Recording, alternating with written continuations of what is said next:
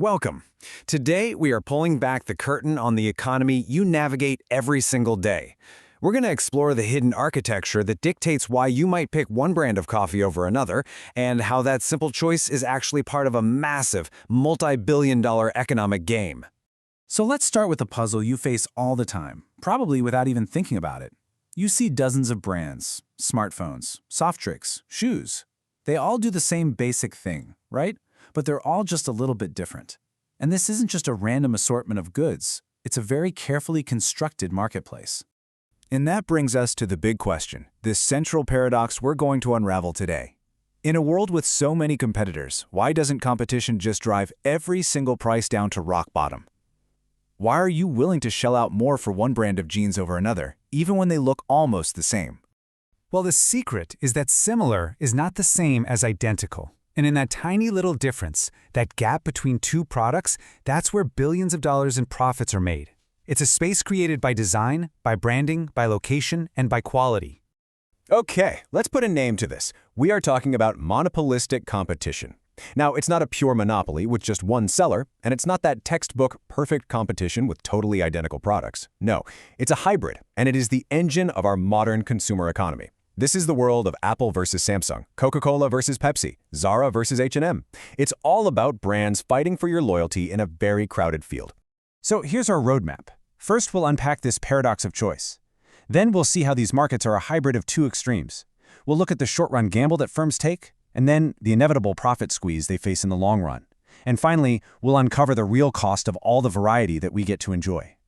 All right, Section 1, the paradox of choice. Before we can really crack the mystery of why similar things have different prices, we first need to lay out the rules of the game that all these companies are playing. At its heart, monopolistic competition is this fascinating blend of two extremes you might already be familiar with, a pure monopoly and a perfectly competitive market. It kind of cherry-picks features from both to create something that, well, looks a lot like the world we live in. So let's jump right into Section 2, a market of hybrids. We're going to deconstruct this model piece by piece to really get what makes it tick. These 5 points, this is the bedrock of the entire model. First, you've got many sellers, but none of them are big enough to completely dominate. Second, we, the buyers, have preferences. We develop brand loyalties. Third, and this right here is the absolute key to everything, the products are differentiated. Fourth, it's pretty easy for new companies to jump into the market if they see a chance to make some money. And finally, the goal for everyone is simple: maximize profits. And this idea of differentiation, well, that's the secret sauce. It is the source of every firm's power. It can be real, like a phone with a better camera. It can be purely psychological, created through clever branding. Just think about the perceived difference between Coke and Pepsi.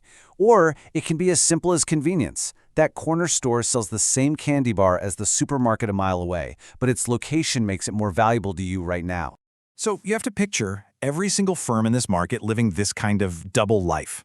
On one hand, the sheer number of other companies means they're in a super competitive environment.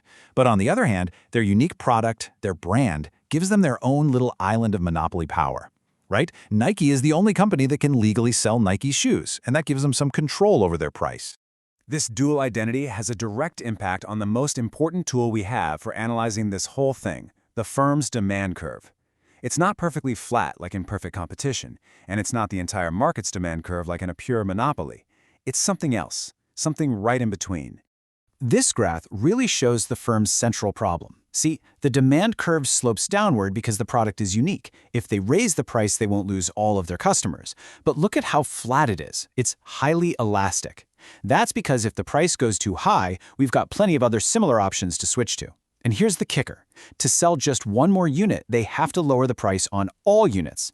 And that means the marginal revenue, the cash they get from that very next sale, is always going to be less than the price itself. Okay, now that we've got our tools, let's put them to work. How does a company in this market actually decide how much to make and what price to charge, in the short run? For any company that wants to make the most profit possible, this is the golden rule, and it's no different here. A firm will keep on producing as long as the money from the next unit sold is more than what it costs to make. They stop at the exact point where those two are equal. This one intersection determines the profit-maximizing quantity. So once the firm figures out its perfect quantity, where MR equals MC, It looks up to the demand curve to see the highest price it can get away with charging. If that price is higher than the average cost of making each unit, boom, the firm is making a supernormal profit. This is the good stuff, the pure economic profit you make after paying all your bills, including a fair salary for yourself. This is the dream scenario. Now, it's also possible that the market price is just enough to cover the average cost. In this case, the firm isn't making that extra supernormal profit, but it's not losing money either. It's earning what economists call a normal profit. Now, this isn't zero profit. It just means they're covering all their costs, both obvious and hidden. They're doing okay, just not getting rich. And finally, if the price drops below the average cost, the firm is losing money. But here's a weirdly counterintuitive part.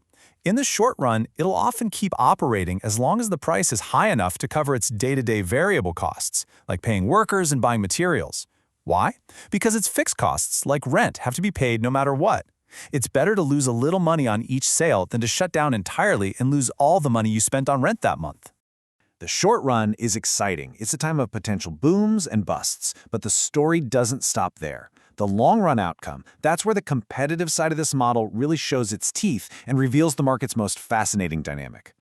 Remember that easy entry rule we talked about? This is where it becomes absolutely critical. If a firm is making big, supernormal profits, it's like a giant neon sign flashing, "Free money here." Entrepreneurs and other companies see that success and they are drawn to the industry, all looking for their own piece of the pie. This chain reaction is the squeeze that really defines the long run. As new firms pile in, offering their own slightly different products, the original firm's customers suddenly have way more choices. This eats away at the original firm's market share, causing its demand curve to shift inwards, to the left. And this whole process of new rivals entering and demand shifting just keeps going, relentlessly, as long as there are any supernormal profits left to attract them. And the squeeze only stops when the party's over, when there are no more supernormal profits left to attract new competition. The market finally hits its long-run equilibrium when the firm's demand curve has been pushed so far to the left that it just barely kisses its long-run average cost curve. At this one precise point, price equals average cost. And now, firms are only making a normal profit. Now here's a really deep and subtle point. Because that demand curve is downward sloping, the point where it touches the cost curve does not happen at the lowest point of the average cost curve. And what this means is that the firm is producing less than it would need to in order to get the lowest possible production cost. This gap is what we call excess capacity. It's the hidden inefficiency in the system. You can even think of it as the invisible tax we all pay for having a favorite brand of coffee. To really wrap our heads around the trade-offs here, let's put this model on a spectrum. Let's compare it side by side with the two heavyweights of market structure theory, perfect competition and pure monopoly. This table just lays out the core trade-offs perfectly. In perfect competition, all products are identical, so the demand curve is flat. Companies are just price takers. They produce where price equals marginal cost, and in the long run, they operate at the lowest point of their average cost curve. That's peak productive efficiency. In monopolistic competition, differentiation gives firms that downward-sloping demand curve and some pricing power. So price is greater than marginal cost, and they operate with that excess capacity we just talked about. Looking at these two graphs next to each other makes the trade-off crystal clear. On the left, you see the perfectly competitive firm in the long run, producing at the absolute lowest point on its average cost curve. That is peak efficiency. On the right, the monopolistically competitive firm's equilibrium is at a higher point on its cost curve. The price is higher, the quantity is lower. This is basically the efficiency we give up in exchange for getting to have choice and variety. Now, when you compare it to a pure monopoly, the absolute game changer is freedom of entry. A real monopolist is protected by huge barriers. Think patents or control of a key resource.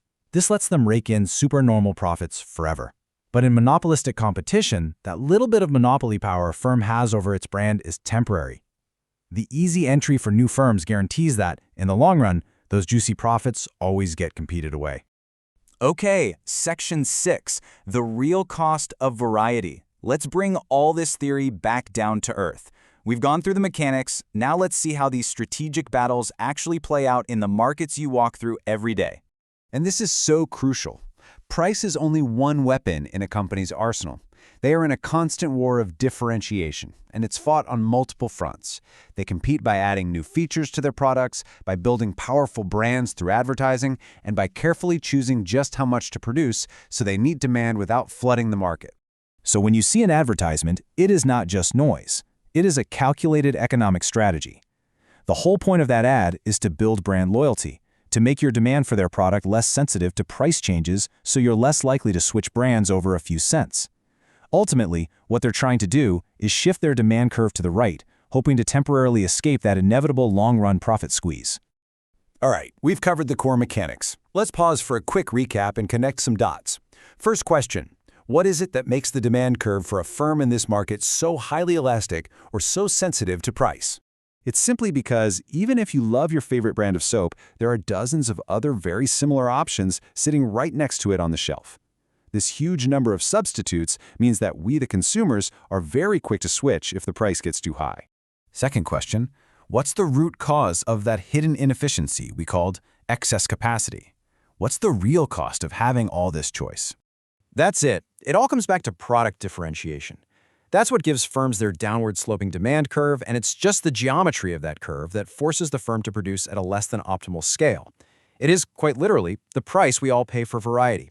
And the final question, what's the mechanism behind that inevitable squeeze that always erodes supernormal profits over time? Exactly. The competitive element ultimately wins out over the monopoly element when it comes to long-run profits. That open door for new competitors ensures that no single company can hold on to an advantage for too long. Profits are the signal, and competition is always the response. So, the next time you walk down a supermarket aisle, or you're choosing between two cafes, or picking one smartphone over another, you'll see more than just products on a shelf. You will see the dynamic dance of monopolistic competition playing out in real time. You'll understand the invisible architecture of differentiation, of pricing power, and that constant, inevitable squeeze that shapes the entire world of choice that you live in.